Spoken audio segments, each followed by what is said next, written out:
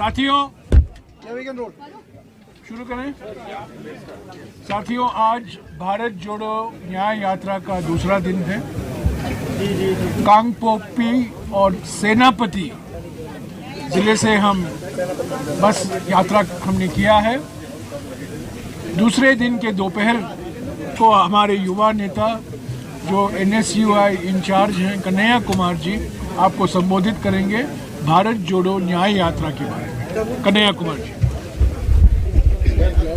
साथियों, सबसे पहले तो मैं आप सबका AICC की तरफ से, भारतीय राष्ट्रीय कांग्रेस की तरफ से हार्दिक स्वागत करता हूं और आपको धन्यवाद करता हूं कि मैं आप सबका AICC की तरफ से और भारतीय राष्ट्रीय कांग्रेस की तरफ से हार्दिक स्वागत करता हूं। आपको धन्यवाद करता हूं कि आप लोग देश के अलग अलग कोने से, खास करके दिल्ली से चल करके बहुत सारे मीडिया के साथी आए हैं, इलेक्ट्रॉनिक मीडिया के, प्रिंट मीडिया के, सबका बहुत स्वागत है। जैसा कि जयराम जी ने कहा कि हमारी भारत जोड़ो न्याय यात्रा शुरू हो चुकी है। कल मकर संक्रांति के मौके पे इसकी शुरुआत हुई और राहुल जी ने जो वॉर मेमोरियल है वहाँ पे शहीदों को श्रद्धांजलि देते हुए, श्रद्धासुमन अर्पित करते हुए इस यात्रा को शुरू किया। और आज हमारा यात्रा का दूसरा दिन है और मणिपुर से हम लोग अब नागालैंड की तरफ बढ़ रहे हैं। तो बहुत सारे लोगों के मन में 3 सवाल आ रहे हैं।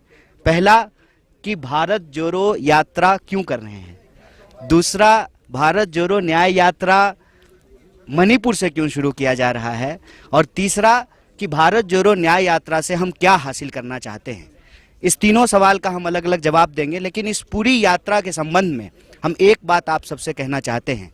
जब देश में बह रही हो अन्याय की आंधी तो न्याय के लिए लड़ रहे हैं राहुल गांधी। ये इस यात्रा का मूल भाव है और इसी में सारी बात जो है वो निहित है।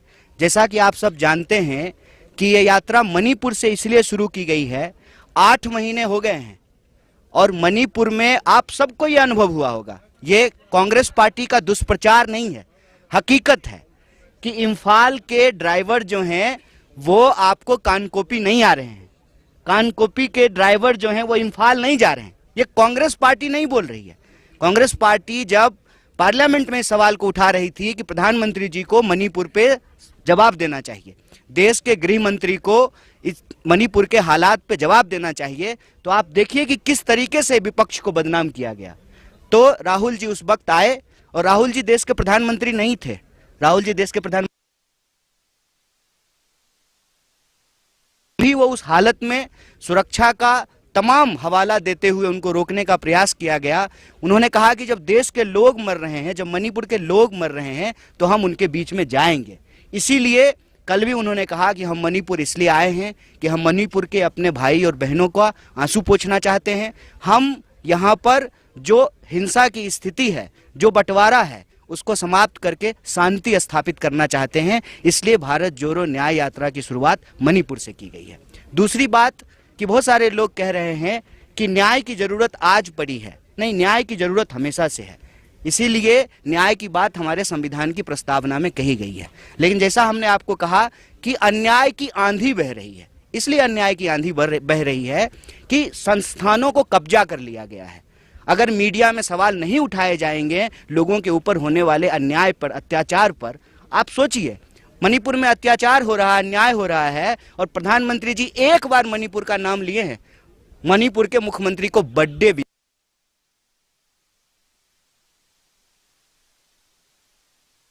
गया है। आप देखिए कि रोज जिस तरीके से इंस्टीट्यूशन आज की तारीख में न्याय डिलीवर करने में अक्षम होते जा रहे हैं, ऐसी परिस्थिति में न्याय की आवाज को बुलंद करना जरूरी है अन्याय के खिलाफ। और खास करके इस देश के भीतर जो आम आवाम है, विद्यार्थी हैं, नौजवान हैं, किसान हैं, महिलाएं हैं, मजदूर हैं, गरीब लोग हैं, जो भी साधारण व्यक्ति इस समाज में, देश में रहने वाले हैं, उनके साथ किसी भी प्रकार का जो अन्याय होता है, चाहे वो सामाजिक हो, आर्थिक हो, राजनीतिक हो, उस अन्याय के खिलाफ न्याय के लिए जो है राहुल जी संघर्ष कर रहे हैं। और यही हम आप सबके माध्यम से देश के नौजवानों से अपील करना चाहते हैं कि आप आत्महत्या मत कीजिए। देश के किसानों से अपील करना चाहते हैं कि आप आत्महत्या मत कीजिए। एक साल में 12,000 से ज्यादा किसान आत्महत्या कर रहे हों। सरकारी आंकड़ा बताता है कि 1 घंटे से कम समय में, मतलब लगभग रोज 24 नौजवान हमारे देश में आत्महत्या कर रहे हैं, रोज 24। ये प्रेस कॉन्फ्रेंस अगर 1 घंटा चलेगा तो इस दौरान जो है एक नौजवान आत्महत्या कर चुका होगा। तो हम इस देश के किसानों से, नौजवानों से, महिलाओं से, सबसे कह रहे हैं, राहुल जी कह रहे हैं कि डरिए मत, सहिए मत, अन्याय के खिलाफ संघर्ष कीजिए। और यह जो भारत जोड़ो न्याय यात्रा है, इसमें आप भी न्याय योद्धा बन करके, मैं कहता हूं कि इस देश के आम आवाम को अपना स्वर्णिम इतिहास याद करने की जरूरत है। 23 साल की उम्र में भगत सिंह अगर फांसी के फंदे पे झूल सकते हैं देश की आज़ादी के लिए और लोगों के हक के लिए, अधिकार के लिए, न्याय के लिए, तो हमको भी अपने संघर्ष के लिए, अपने न्याय के लिए संघर्ष करना पड़ेगा। जैसे स्वतंत्रता सेनानी होते थे, उसी तरीके से संविधान को बचाने के लिए संविधान सेनानियों की जरूरत है। आप न्याय योद्धा बन करके अन्याय के खिलाफ इस भारत जोड़ो न्याय यात्रा में शामिल होइए। और यह जो न्याय यात्रा है, भारत जोड़ो न्याय यात्रा, ये न्याय के लिए है, आम लोगों के लिए। स्वाभाविक रूप से कई सारे लोग यह प्रश्न पूछ रहे हैं कि इसका चुनाव से संबंध है कि नहीं है। भारतीय राष्ट्रीय कांग्रेस इस देश की सबसे पुरानी पार्टी है, एक राजनीतिक पार्टी है। तो स्वाभाविक रूप से जब राजनीतिक पार्टी कोई कार्यक्रम करती है उसमें राजनीति होता है, लेकिन राजनीति का मतलब सिर्फ चुनाव नहीं होता है। 1947 से पहले भी इस देश में राजनीति हो रहा था, लेकिन चुनाव नहीं हो रहे थे। चुनाव अगर होते थे तो राजे राजवारों के चुनाव होते थे और उन्हीं को वोट देने का अधिकार होता था। इसीलिए हर चीज को सिर्फ चुनावी चश्मे से नहीं देखना है। यह जो राहुल जी की तपस्या है, यह तपस्या इसलिए है कि अन्याय जब देश में हो रहा हो और चुप्पी साध लिया हो लोगों ने, संस्थाएं जब न्याय डिलीवर ना कर रही हो, उसमें वो न्याय की मुखर आवाज बन करके संघर्ष कर रहे हैं। तो आप सबके माध्यम से देश के नौजवानों, किसानों, तमाम आम आवाम को यह आग्रह करते हैं कि आप भी न्याय योद्धा बन करके इस न्याय यात्रा में शामिल होइए। यह यात्रा आने वाले दिनों में विभिन्न राज्यों से गुजरते हुए मुंबई पहुंच रही है और मुंबई तक हम इस यात्रा को इसलिए लेकर के जा रहे हैं कि भारतीय राष्ट्रीय कांग्रेस की स्थापना मुंबई में हुई थी। इस देश को आज़ादी दिलाया है भारतीय राष्ट्रीय कांग्रेस ने। इस देश के संविधान को, लोकतंत्र को, अन्याय के खिलाफ न्याय की स्थापना को कांग्रेस पार्टी लेकर के चलेगी। इसी उद्देश्य के साथ यह यात्रा चल रही है। आप सब भी बड़ी दूर से आए हैं, तमाम कनेक्टिविटी की इशूज को झेल करके आए हैं, तमाम तरह के प्रॉब्लम आपको हो रहे होंगे, लेकिन आप सब आए हैं, इस यात्रा में शामिल हुए हैं। इसलिए हम पार्टी की तरफ से आपको बहुत बहुत आभार व्यक्त करते हैं, आपको धन्यवाद कहते हैं। शुक्रिया कन्हैया जी। हाँ, सवाल। हाँ जी, आपने कहा कि आपको चुप करा दिया कि ब्रिटेन में जब हम अंग्रेजों के शासन में नहीं थे तो हम चुनाव राजनीति नहीं करते थे, लेकिन 1947 के बाद तो ये देश आज़ाद हो गया है और एक चुनी हुई सरकार देश चला रही है। ऐसे में चुनाव राजनीति को इससे क्यों अलग रख रहे हैं आप? देखिए, चुनावी राजनीति से अलग इसलिए रख रहे हैं ना कि जब भी कोई पॉलिटिकल पार्टी कोई पॉलिटिकल एक्टिविटी करती है ना, तो सिर्फ यही सवाल पूछा जाता है कि कितना सीट जीतेंगे, कितना वोट आएगा। सवाल सीट और वोट का नहीं है। जीते हुए हैं ना प्रधानमंत्री, तो 2 बार जीते हैं ना, क्यों नहीं आ जाते हैं मणिपुर?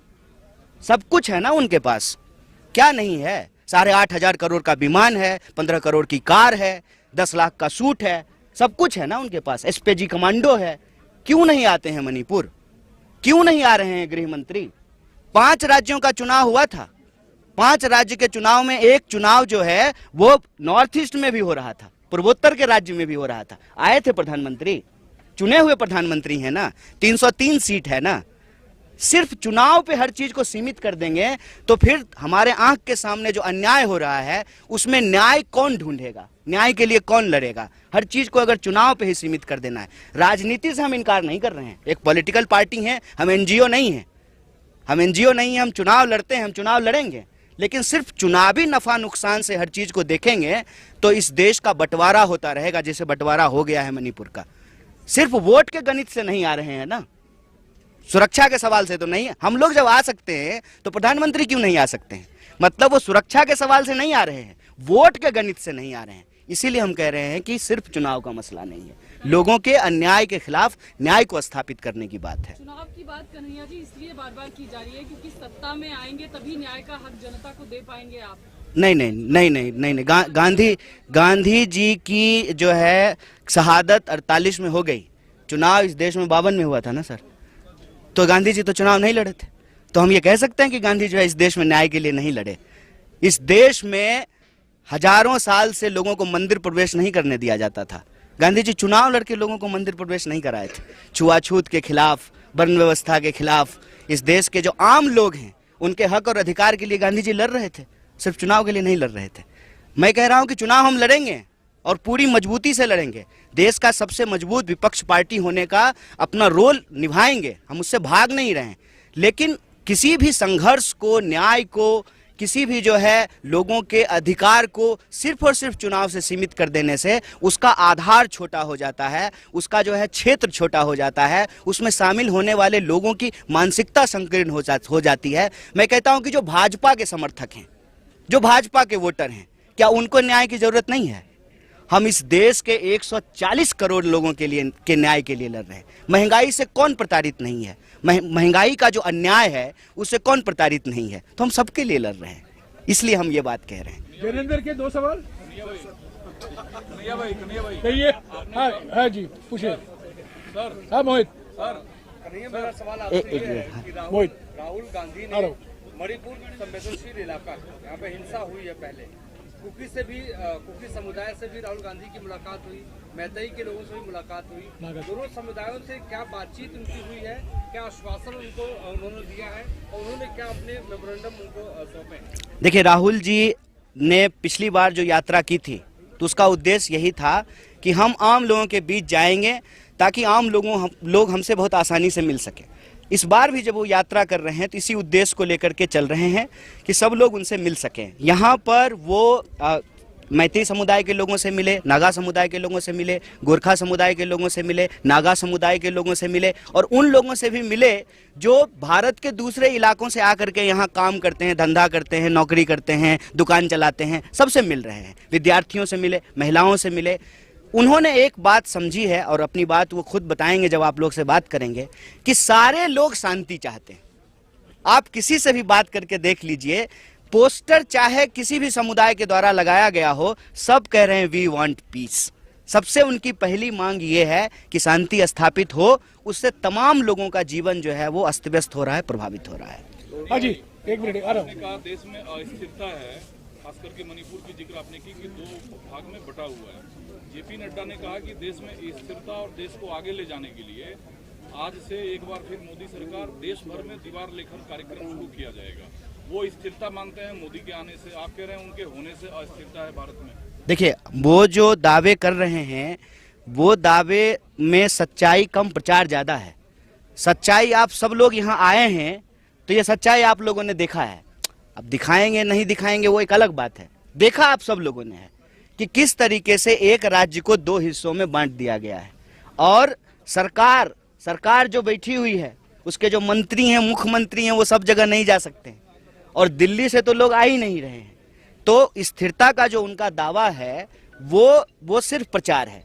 दूसरी बात यह है कि हम सिर्फ एक तरह के अन्याय की बात नहीं कह रहे हैं, हम कह रहे हैं सामाजिक, आर्थिक, राजनीतिक, तीनों प्रकार के जो अन्याय चल रहे हैं। मैंने आपके सामने नौजवानों की आत्महत्या का आंकड़ा दिया। आप देखिए कि किस तरीके से देश में नौकरियां समाप्त की जा रही है, किस तरीके से 45 साल में देश में सबसे ज़्यादा बेरोजगारी है। तो जो रोजगार का सवाल है, महंगाई का सवाल है, जो किसानों की आत्महत्या का सवाल है, महिलाओं के ऊपर होने वाले अत्याचार का सवाल है, जिस तरीके से सरकारी संस्थान को समाप्त किया जा रहा है या अपने दोस्तों के हाथ होने पौने दामों में बेचा जा रहा है, जिस तरीके से एक तरफ दावा करते हैं कि हमारी इकॉनमी 3.5 ट्रिलियन की हो गई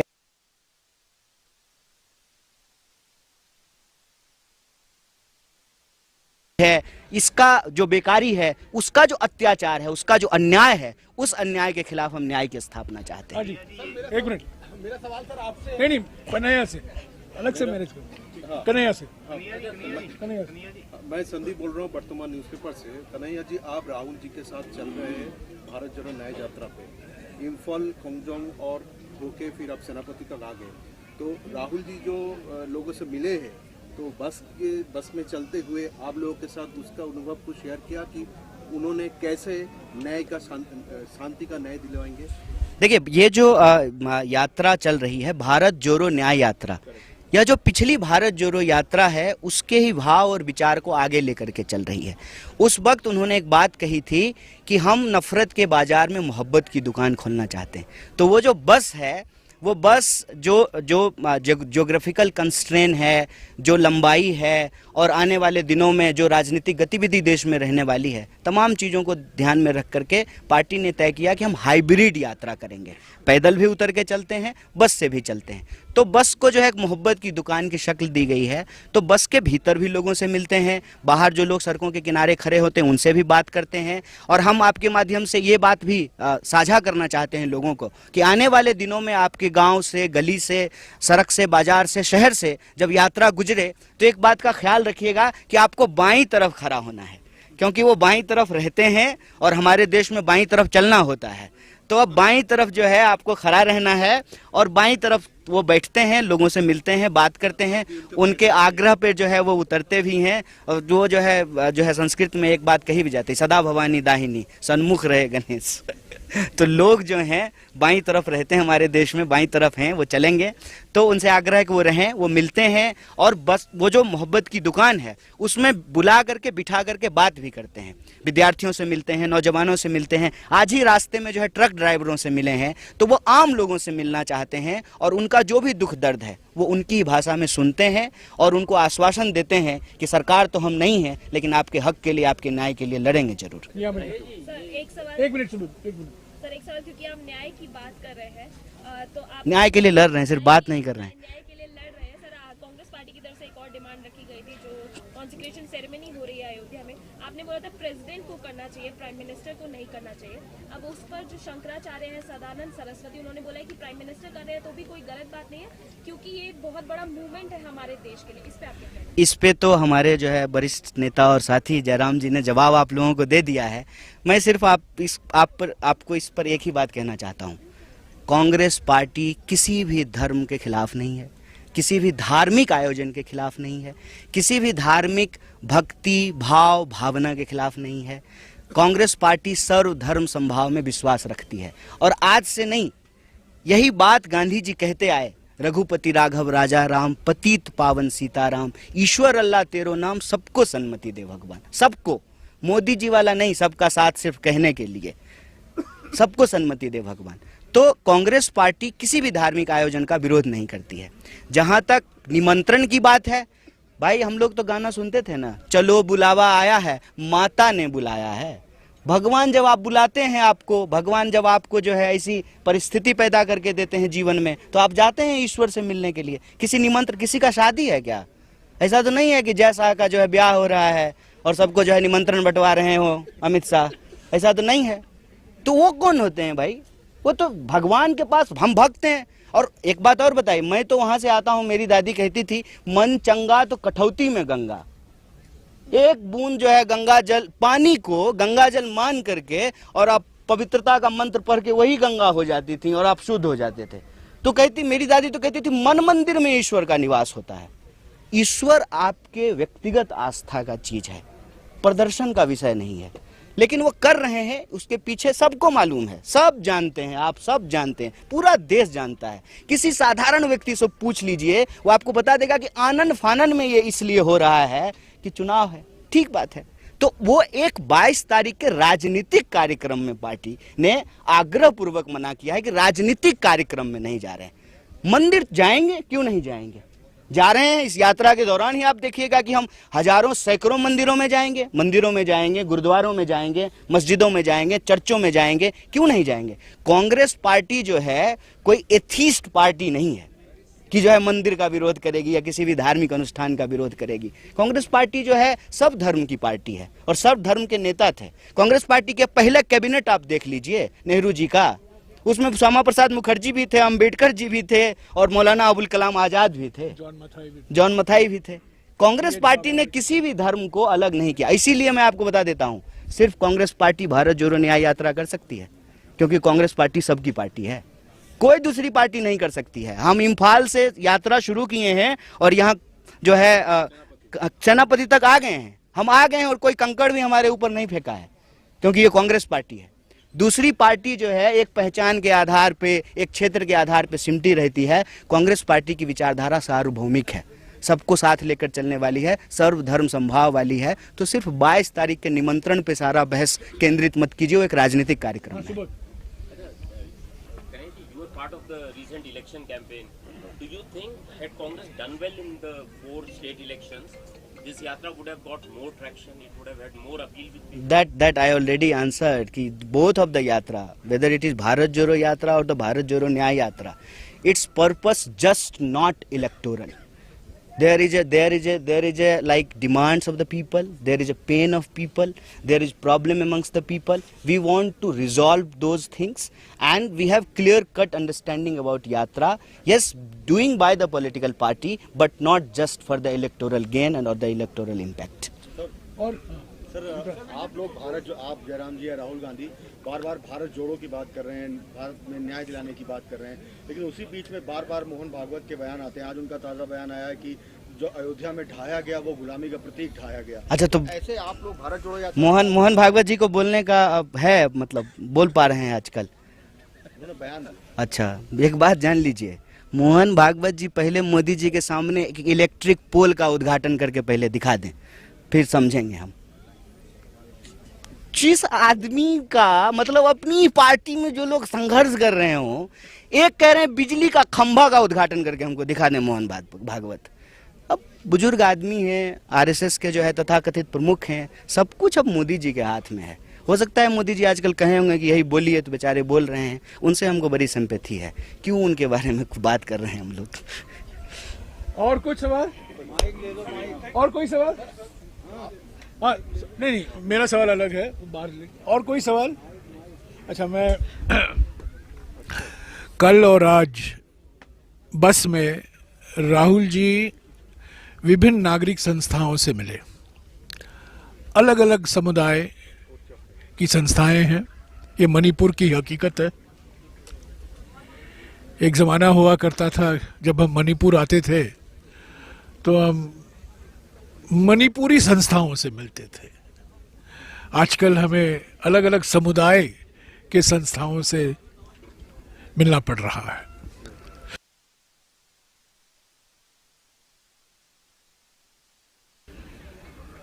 सभी लोगों ने एक मेमोरेंडम पेश किया राहुल जी को। सभी ने कहा, ये मांग की कि मणिपुर में एक संवेदनशील, पारदर्शी, जवाबदेही और सशक्त शासन की जरूरत है। ये ऐसा राज्य है, एकमात्र राज्य है जिसके 2 मंत्री पिछले 8 महीने से मणिपुर से लापता हैं। वो ऑनलाइन काम कर रहे हैं, डिजिटल इंडिया को और ऊंचे बढ़ा रहे हैं। मणिपुर में नहीं है ये 2 मंत्री, और कहीं हैं, गुवाहाटी में, दिल्ली में, बेंगलोर में, कहीं भी हो सकते हैं, न्यूयॉर्क में। ऑनलाइन काम कर रहे हैं। कमाल का मंत्रिमंडल है। ये ऐसा मंत्रिमंडल है जिसका मुख्यमंत्री आज तक प्रधानमंत्री से मिल नहीं पाए हैं। जन्मदिन मुबारक ट्विटर से दिया गया, फोन करके दिया गया, डिजिटल मुबारक दिया गया। यहाँ के राजनीतिक पार्टियां, अलग अलग पार्टियां हैं यहाँ करीब 14-15 पार्टियां हैं। उनसे 8 महीने से वो लगातार मांग कर रहे हैं प्रधानमंत्री से, हम आपसे मिलना चाहते हैं, दस्तावेज पेश करना चाहते हैं। उनको अभी तक बैठक का मौका नहीं मिला है। मणिपुर में यहाँ की जो महाराजा का परिवार हुआ करता था, उसी का एक सदस्य राज्यसभा का बीजेपी सांसद है, वो प्रधानमंत्री से नहीं मिल पाए हैं। मंत्रिमंडल, केंद्रीय मंत्रिमंडल में एक मिनिस्टर ऑफ स्टेट हैं विदेश मंत्रालय के, अच्छे आदमी हैं, वो यहाँ के सांसद हैं, लोकसभा सांसद, वो मिले नहीं हैं प्रधानमंत्री से। कोई ऑल पार्टी मीटिंग नहीं बुलाई है प्रधानमंत्री ने। और आप सब लोग जानते हैं, कांग्रेस पार्टी ने अविश्वास प्रस्ताव लाया लोकसभा में अगस्त के महीने में। एकमात्र उद्देश्य था उस अविश्वास प्रस्ताव का, और वो एकमात्र उद्देश्य ये था कि प्रधानमंत्री अपनी चुप्पी तोड़े मणिपुर पर। हम ये मानकर चल रहे थे कि अविश्वास प्रस्ताव के समय जब वो जवाब देंगे, हम जानते थे हम हारेंगे, हमारे पास बहुमत तो है नहीं, पर ये एकमात्र हमारे पास एक विचार था कि यही हमारे पास एक हथियार बाकी है, संवैधानिक हथियार बाकी है, लोकतांत्रिक हथियार बाकी है कि हम अविश्वास प्रस्ताव लाएंगे। प्रधानमंत्री ने 123 मिनट का भाषण दिया, उसमें 3.5 मिनट उन्होंने मणिपुर का जिक्र किया, और वो भी ऐसे कोई बड़ी बात नहीं कही। तो सभी लोगों ने, सभी संस्थाओं ने राहुल जी से यही मांग की कि ये शासन में संवेदनशीलता आनी चाहिए, प्रधानमंत्री को मणिपुर आना चाहिए, और सभी ने मांग की कि बजट सत्र में कांग्रेस पार्टी और राहुल जी ये मांग करें कि प्रधानमंत्री चुनाव के पहले मणिपुर आए। आप लोग सब जानते हैं कि प्रधानमंत्री को मिजोरम में चुनाव प्रचार के लिए जाना था, प्रोग्राम बन चुका था। 3 अक्टूबर को, मुझे अगर मेरी याददाश्त सही है तो 3 अक्टूबर को वो जाने वाले थे, और मैं भी उस दिन ऐज़ॉल में था। हम तैयारी कर रहे थे प्रधानमंत्री के चुनावी प्रचारी भाषण के लिए, पर प्रधानमंत्री नहीं आए। तो मैंने पूछा किसी से, कोई बीजेपी के कार्यकर्ता से मैंने पूछा, क्यों नहीं आए आपके प्रधानमंत्री? उन्होंने मुझे कहा क्योंकि अगर वो मिजोरम आते तो सवाल उठता वो मणिपुर क्यों नहीं गए। तो आखिरी वक्त में उनका चुनावी प्रचार मिजोरम में कैंसिल किया गया। तो यही सब मुद्दे उठाए गए। कुछ आज छात्र भी मिले राहुल जी से, जिनका स्कूल और कॉलेज एजुकेशन में रुकावट आ गई है। जैसा कि कन्हैया कुमार जी ने कहा, एक ट्रक ड्राइवर मथुरा का भी मिला राहुल जी से, ऐसे ही मुलाकात हुई। एक और व्यक्ति बिहार में, एक दुकानदार है, वो भी आए बस के अंदर, फोटो खींचा उन्होंने राहुल जी के साथ। पर जो नागरिक संस्थाएं मिली हैं आज मणिपुर में, कल शाम को और आज सुबह और अभी भी मिलने वाले हैं दोपहर को, सभी की मांग एक ही है, संवेदनशीलता होनी चाहिए, सशक्त मजबूत सरकार होनी चाहिए। जो रिलीफ कैंप के लोग भी आकर मिले थे राहुल जी से, उन्होंने भी कहा कि जो राहत हमें मिलना चाहिए वो अभी तक हमें उपलब्ध नहीं हो पाया है। वादे बहुत किए गए हैं पर वो पूरा नहीं हो पाया है। और सभी ने कहा कि राहुल जी को कि आप एक बार पहले भी आ चुके हैं, अभी भी आए हैं, आपका स्वागत है। हम पहचानते हैं कि आप हमारी दर्द और पीड़ा को महसूस करते हैं, क्योंकि बार बार राहुल जी ने जो कहा है और मैंने भी दोहराया है और कन्हैया जी ने भी कहा है, मणिपुर की पीड़ा, मणिपुर की संकट देश की पीड़ा और देश की संकट है। ये सिर्फ मणिपुर तक सीमित मसला नहीं है।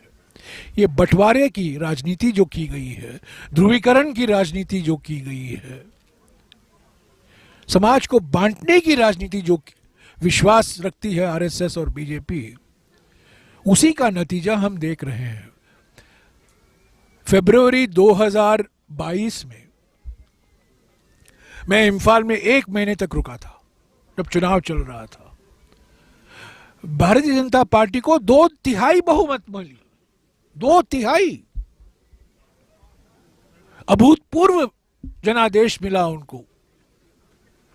और देखिए 1 साल के अंदर वो जनादेश क्या हुआ।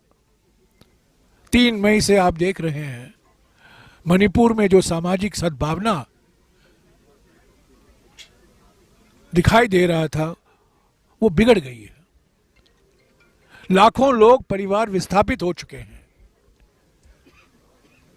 300 से भी ऊपर लोग मारे गए हैं। तो इस वातावरण में भारत जोड़ो न्याय यात्रा का आना, सभी समुदाय के लोगों ने इसका स्वागत किया है कल और आज सुबह। और राहुल जी ने एक ही बात कही। राहुल जी यात्रा के समय बोलते कम और सुनते ज्यादा, ये उनकी विशेषता है। उन्होंने ज्यादा कुछ कहा नहीं, वो सुने और उन्होंने कहा कि जो मांगे रखी गई हैं उनके सामने, जरूर उस पर कांग्रेस पार्टी विचार करेगी। अगर हम सत्ता में हैं या सत्ता में नहीं है, एक पॉलिटिकल पार्टी होने के नाते हमारा कर्तव्य बनता है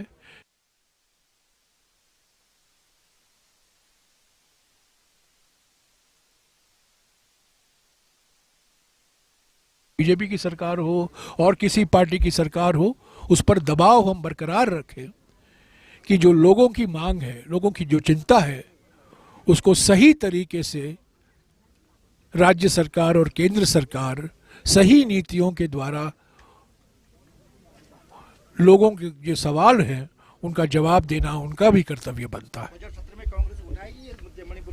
बिल्कुल हम उठाते रहे हैं, पार्लियामेंट में भी उठाए हैं, अविश्वास प्रस्ताव के समय भी हमने उठाए थे, राहुल जी भी उठाए थे, हमारे कांग्रेस अध्यक्ष भी उठाए थे, सारे हमारे वक्ता, हमारे पार्टी के वक्ता उठाए थे, हमारी पार्टी मणिपुर में उठाती रही है। हमेशा एकमात्र आवाज है सामाजिक सद्भावना के लिए, सशक्त संवेदनशील सरकार के लिए। सिर्फ कांग्रेस पार्टी ही ये मांग उठा रही है।